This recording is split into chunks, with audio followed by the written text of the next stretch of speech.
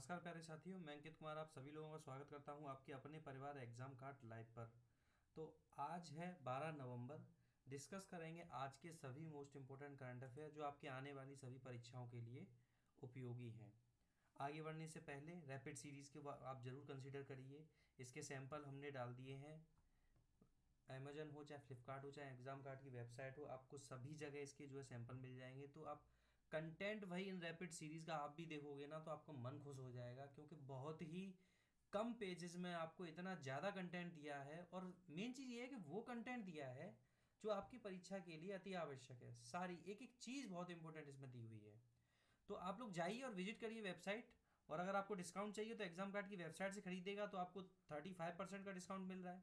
और अगर आपने मेरे नाम का कोड यूज़ कर दिया तो आपको यही डिस्काउंट हो जाएगा 45% का। और जब ये 45% का डिस्काउंट हो जाएगा तो कम डिस्काउंट थोड़ा ना है भाई। ठीक है, तो इसको जरूर कंसीडर कर दिएगा। बढ़ते हैं आपके क्वेश्चन की तरफ। पहला क्वेश्चन देखिए कितना अच्छा क्वेश्चन है, जिसमें आपसे पूछा गया है कि हाल ही में पुरातत्वविदों ने किस देश में दुनिया का सबसे पुराना लिखित वाक्य खोजा है। तो आप ध्यान रखना, इजराइल में खोजा है। कहाँ खोजा है ये? इजराइल में खोजा है। क्लियर है। आगे देखिए आपसे बात की गई है, आगे आपसे क्या पूछा गया है ये इसको भी देखते हैं। इजराइल के लाकीस में पुरातत्वविदों को खुदाई के दौरान लगभग 3700 साल पुरानी एक हाथी दांत की कंघी मिली है। इस कंघी पर प्राचीन कनानी लिपि में कुछ अक्षर अंकित हैं, जिसे पुरातत्वविद अब तक प्राप्त सबसे पुराना लिखा पूर्ण वाक्य मान रहे हैं। अच्छा, इसको जब उन्होंने कन्वर्ट करके देखा तो उसमें पता है क्या लिखा हुआ है? उसमें बेसिकली लिखा है कि इस कंघी से अगर आप बाल काटोगे तो आपके सिर में जो जुएं हैं वो जड़ से खत्म हो जाएंगे। ये बात लिखी हुई है। इसराइल की अगर हम राजधानी की बात करेंगे तो यरूशलेम है। और अगर मुद्रा की बात करेंगे तो शकेल यहाँ की मुद्रा है। क्वेश्चन नंबर 2, हाल ही में किस देश की अंतरिक्ष एजेंसी ने उच्च थ्रस्ट क्रायोजेनिक इंजन का सफल परीक्षण किया है? भारत, जापान, अमेरिका या फिर चीन? तो आप ध्यान रखना, भारत ने किया है। भारत में भी किसने? तो इसरो ने किया है। ठीक है, तो भारतीय अंतरिक्ष अनुसंधान संगठन, यानी कि बात किसकी हो रही है? इसरो की हो रही है। अपने मौजूदा CE-20 क्रायोजेनिक इंजन का उच्च थ्रस्ट स्तर पर सफलतापूर्वक परीक्षण किया है। अब CE-20 क्रायोजेनिक इंजन अंतरिक्ष में अब और अधिक पेलोड यानी द्रव्यमान लेके जा सकेगा। CE-20 cryogenic engine GSLV MK3 या LV-M3 रॉकेट का सबसे ऊपरी भाग है, जो भारत का अब तक का सबसे भारी प्रक्षेपण यान है। किसी रॉकेट का थ्रस्ट या जोर वह बल है जो किसी वाहन या किसी अंतरिक्ष यान को अंतरिक्ष में ले जाता है। आगे प्रश्न है आपके सामने, यह न्यूटन के तीसरे नियम यानी कि हर क्रिया के लिए एक समान और विपरीत प्रतिक्रिया होती है कि अनुप्रयोग पर आधारित एक प्रणोदन प्रणाली यानी कि रॉकेट इंजन द्वारा उत्पन्न किया गया बल होता है। यहां पे मैंने आपको ये मेंशन कर दिया है कि अगर ऑप्शन में जैसे आपको जापान दिया था तो जापान की जो स्पेस एजेंसी है उसका क्या नाम है, फिर अमेरिका है तो उसकी एजेंसी का क्या नाम है, और चीन की स्पेस एजेंसी का क्या नाम है। सबसे पहले देखेंगे हम जापान, जिसका नाम है जाक्सा। जाक्सा मतलब कि होता है Japan aerospace exploration agency. America की बात करोगे तो NASA, national aeronautics and space.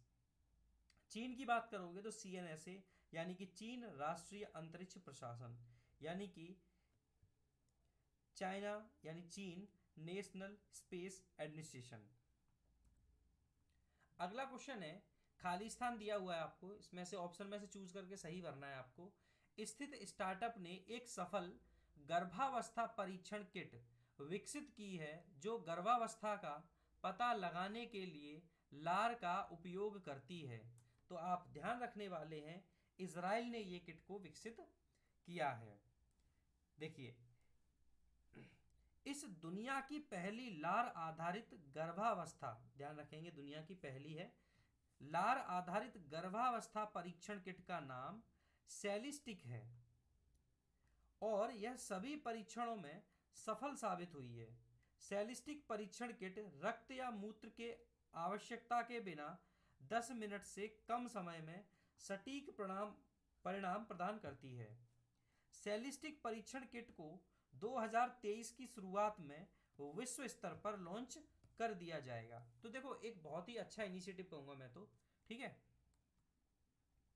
Question number 4 है जिसमें आपसे बात की गई है, वर्ष 2022 में 19वें भारत आसियान शिखर सम्मेलन का आयोजन किस देश में होगा? तो आप ध्यान रखना ये कंबोडिया में होगा, कंबोडिया, ठीक है। वर्ष 2022 में 19वां भारत आसियान शिखर सम्मेलन कंबोडिया की राजधानी नोम पेन्ह में आयोजित होगा। उपराष्ट्रपति जगदीप धनखड़ 19वें भारत आसियान शिखर सम्मेलन के लिए भारतीय प्रतिनिधि मंडल का नेतृत्व करेंगे। नोम पेन्ह में 17वें पूर्वी एशिया शिखर सम्मेलन का आयोजन किया जा रहा है। This is the difference thing और this is the different thing, got it now. दक्षिण पूर्वी एशियाई राष्ट्र संघ, यानी कि इसका शॉर्ट नेम क्या होता है? एशियन, आसियान भी बोलते हैं इसको। दक्षिण पूर्व एशिया के 10 देशों का एक समूह है। कितने? 10 का। मुख्यालय, अच्छा स्थापना देखो कहाँ पे हुई, तो 1967 बैंकॉक यानी थाईलैंड में। मुख्यालय कहाँ है इसका? तो जकार्ता इंडोनेशिया में है। इसके 10 सदस्य हैं। कौन से हैं? Brunei, Cambodia, Indonesia, Laos, Malaysia, Myanmar, Philippines, Singapore, Thailand और वियतनाम। ये क्या है? इसके देश हैं। भारत इसका जो है डायलॉग पार्टनर है, यानी कि संवाद साझेदार है। अगर भारत आसियान का छठा सबसे बड़ा व्यापारिक भागीदार देश भी है। क्वेश्चन नंबर 5, केंद्रीय विधान मंडल ने भारत में टेलीविजन चैनलों के अपलिंकिंग और डाउनलिंकिंग के लिए दिशा निर्देश 2022 को मंजूरी दिया है। दिशा निर्देश पूरे देश में किस वर्ष से लागू होंगे? तो देखो ये तो पूरे इसका नेम हो गया, लेकिन आपसे वर्ष पूछ लिया कब से लागू होंगे, तो 2022 से ही ये लागू भी होंगे। देखिए आगे आपसे बात की गई है, सैटेलाइट टेलीकम्युनिकेशन में अपलिंक किसी ग्राउंड स्टेशन से एक सैटेलाइट तक की पूरी चेन को कहते हैं। ऐसे ही डाउनलिंक भी एक सैटेलाइट से नीचे एक या एक से अधिक ग्राउंड स्टेशनों के बीच एक चेन होती है। इन दिशा निर्देशों में टीवी चैनलों के लिए कार्यक्रमों के लाइव प्रसारण के लिए अनुमति लेने की आवश्यकता को भी समाप्त कर दिया गया है। अब टीवी चैनलों को केवल लाइव टेलीकास्ट होने वाले कार्यक्रमों का पूर्व पंजीकरण कराना होगा। ठीक है, तो ये इंपॉर्टेंट जितने भी पॉइंट्स थे मैंने कवर कर दिए हैं। आगे देखिए कितना अच्छा प्रश्न है आपके सामने, जिसमें आपसे बात की गई है कि राष्ट्रीय शिक्षा दिवस किस तिथि को मनाया जाता है। तो आप ध्यान रखने वाले हैं ये 11 नवंबर को मनाया जाता है। अब क्यों मनाते हैं, क्या रीजन है, ये यहाँ पे हम लोग डिस्कस करते हैं। ठीक है, जैसे कि पहला है आपके सामने, प्रतिवर्ष 11 नवंबर को आजाद भारत के पहले शिक्षा मंत्री मौलाना अबुल कलाम आजाद की जयंती के अवसर पर यह दिवस मनाया जाता है। पहली बात क्लियर हो जानी चाहिए भैया। दूसरी बात आपसे बात की गई है यहाँ पे कि इसका उद्देश्य क्या है। तो शिक्षा मंत्री के रूप में उनके कार्यकाल के दौरान शिक्षा क्षेत्रों में मौलाना अबुल कलाम आजाद द्वारा किए गए कार्यों को चिन्हित करना। अब थोड़ी सी बात कर लेते हैं मौलाना अबुल कलाम आजाद के बारे में। तो इनका जो जन्म हुआ था वो 11 नवंबर 1888 को हुआ था। मृत्यु उनकी 22 फरवरी 1958 को हुई थी। पूरा नाम अगर इनकी बात करोगे तो अबुल कलाम गुलाम मुहिउद्दीन अहमद बिन खैरुद्दीन अल हुसैनी आजाद इनका पूरा नाम था। तो नाम देख रहे हो, एक लाइन का पूरा नाम है इनका। 1920 में उन्हें उत्तर प्रदेश के अलीगढ़ में जामिया मिलिया इस्लामिया की स्थापना के लिए फाउंडेशन कमेटी के सदस्य के रूप में चुना गया। वे स्वतंत्र भारत के पहले शिक्षा मंत्री थे। बेस्ट एंड इम्पोर्टेंट, एग्जाम में पूछा जाता है। कार्यकाल इनका जो रहा वो 15 अगस्त 1947 से 2 फरवरी 1958 तक रहता है। आगे बात करेंगे कि क्योंकि देखो इनकी फिर 22 फरवरी मतलब तबीयत खराब हुई होगी, तो जाहिर सी बात है इन्होंने फिर जो है 22 फरवरी 1858 को तो इनकी मृत्यु, 1958 को इनकी मृत्यु हो जाती है। उनकी आत्मकथाएं कौन सी है, तो इंडिया विंस फ्रीडम 1959 मरणोपरांत इनके प्रकाशित हुई थी। ठीक है, तो all facts are very important, you will be remember this thing. Now here the question number 7 is, दुनिया में सबसे अधिक ऊंचाई, ऊंचाई कितनी, तो 4650 मीटर पर अवस्थित मतदान केंद्र तासी गंग किस राज्य में है, तो आप ध्यान रखना ये हिमाचल प्रदेश में है। हिमाचल प्रदेश, यह लाहौल स्पीति जिले में स्थित एक सुदूर गांव है जो मंडी संसदीय क्षेत्र के अंतर्गत आता है। तासी गंग मतदान केंद्र जो है वर्ष 2019 में स्थापित किया गया था। चुनाव आयोग एक स्वतंत्र संवैधानिक निकाय है। स्थापना इसकी 24 जनवरी 1950 को हुई थी और भाग 15 में इसका उल्लेख है, अनुच्छेद 324 से लेकर के 329 तक। आगे, हाल ही में वीरांगना सेवा केंद्र का शुभारंभ किस तिथि को किया गया, वीरांगना की बात की है ये केंद्र की, तो आप ध्यान रखना ये 10 नवंबर को किया गया है। भारतीय सेना ने वीर नारियों के कल्याण और उनकी शिकायतों के निवारण के लिए एकल सुविधा के रूप में वीरांगना सेवा केंद्र VKS शुरू किया है। इस पूरी परियोजना का आदर्श वाक्य है, taking care of your own no matter what है। हीरो मोटोकॉर्प जो है वो इसको क्या कर रही है, एक तरीके से हम कह सकते हैं इसको सपोर्ट कर रही है। किसके तहत कर रही है, तो कॉर्पोरेट सोशल रेस्पॉन्सिबिलिटी यानी CSR के पहल के माध्यम से परियोजना का समर्थन किया है। आगे प्रश्न आपके सामने, हाल ही में प्रधानमंत्री मोदी ने दक्षिण भारत के किस राज्य से भारत की 5वीं तथा पहली semi high speed Vande Bharat को हरी झंडी दिखाई है, तो ये दिखाई है कर्नाटक के बेंगलुरु से, और ये जो सफर तय करेगी ये मैसूर से चेन्नई के बीच में चलिएगी। ठीक है, क्वेश्चन नंबर 10 है जिसमें आपसे बात की गई है, हाल ही में केंद्रीय मंत्री जितेंद्र सिंह ने आजीविका के लिए कश्मीर एक्सपो स्टार्टअप का उद्घाटन कहाँ किया है, तो श्रीनगर में किया है। श्रीनगर, इस 3 दिवसीय एक्सपो का आयोजन भारत सरकार के विज्ञान और प्रौद्योगिकी विभाग के तत्वाधान में किया जा रहा है। इसका आयोजन Sher e Kashmir International Convention Centre Srinagar में किया जा रहा है। इसका उद्देश्य है केंद्र शासित प्रदेश जम्मू और कश्मीर के ग्रामीण क्षेत्रों में रोजगार अवसर पैदा करना और स्थानीय लोगों को उनके गृह राज्य में बेहतर रोजगार करना है। भारत गौरतलब स्टार्टअप हब तीसरे सबसे बड़े केंद्र के रूप में उभरा है। Current affair revision important one liner की फॉर्म में देखते हैं।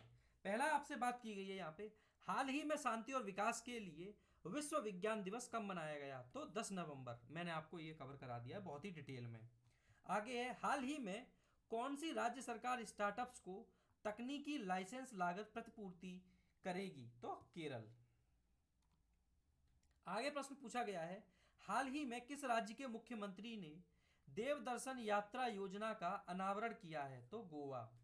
आगे है, हाल ही में एडिडास ने कंपनी के CEO के रूप में किसे नियुक्त किया है, तो ब्यॉर्न गुल्ड्रेन को। हाल ही में इंडियन नेशनल कार्टोग्राफिक एसोसिएशन की 42वीं अंतरराष्ट्रीय कांग्रेस का उद्घाटन कहां हुआ, तो देहरादून में। अगला क्वेश्चन है, हाल ही में PM गति शक्ति मल्टी मॉडल जलमार्ग शिखर सम्मेलन कहां आयोजित होगा, तो वाराणसी में होगा ये। अगला प्रश्न है जिसमें आपसे बात की गई है कि हाल ही में all India rubber industries association के अध्यक्ष कौन बने हैं, तो रमेश केजरीवाल इसके अध्यक्ष बने हैं। आप इस चीज को ध्यान रखना। चलिए आगे आपसे पूछा गया है, हाल ही में T20 में T20I मतलब इंटरनेशनल 4000 रन बनाने वाले पहले खिलाड़ी कौन बने हैं, तो विराट कोहली बने हैं। हालांकि इंडिया इंग्लैंड से मैच कल हार गई, बहुत ही दुखद था। दुखद उन सभी क्रिकेट प्रेमियों के लिए है जो काफ़ी उम्मीद लगा के बैठे थे। आगे, हाल ही में 18वां अंतर्राष्ट्रीय टेलीमेडिसिन सम्मेलन कहाँ होगा, तो कोच्चि में। आगे आपसे बात की गई है, 9 नवंबर 2022 को किसे वर्ष 2022 का 32वां बिहारी पुरस्कार प्रदान किया गया है? तो माधव हाडा को। अगला प्रश्न है, हाल ही में केंद्रीय वित्त मंत्री ने भारत के पहले सॉवरेन ग्रीन बॉन्ड फ्रेमवर्क को मंजूरी दी है। किस बजट में इसको जारी करने का प्रयास किया गया था? 2022 और 23। अगला प्रश्न है, 10 नवंबर 2022 को किस देश ने दूसरी बिम्स्टेक कृषि मंत्री स्तरीय बैठक की मेजबानी की है? तो भारत। 13वां प्रश्न है, राज्यसभा की आचार समिति का अध्यक्ष किसे बनाया गया है? तो प्रकाश जावड़ेकर को। आगे है, Sanjay centre for education Porvorim के मनोहर पारिकर मेमोरियल हॉल में आयोजित एक समारोह में पर्पल फेस्ट का लोगो किसने, यानी इसका जो लोगो है वो किसने लॉन्च किया है? तो प्रमोद सावंत, जो गोवा के मुख्यमंत्री हैं। तो ये थे आज के मोस्ट इंपोर्टेंट करंट अफेयर। आपको मैं बता दूं कि अगर आप किसी भी गवर्नमेंट जॉब का लेटेस्ट नोटिफिकेशन देखना चाहते हैं, उसकी पीडीएफ चाहते हैं, तो विजिट करिए bhartipur.in और टेलीग्राम चैनल से जुड़िए।